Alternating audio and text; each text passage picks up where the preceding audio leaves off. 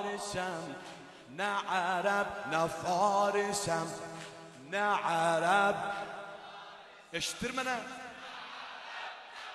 Hüseyin'i de eşittir. Ne Arap Türkem ağa, ne Arap ne Farisem Türkem ağa. Cennete sakki şehadet almağa, cennete sakki şehadet almağa.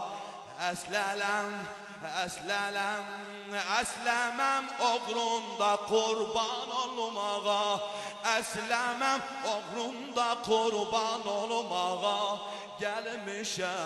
Gəlmişəm qana boyanmağa Hüseyin, gəlmişəm qana boyan. Ali nə ərəb nə farisəm Türkəm ağa, nə ərəb nə farisəm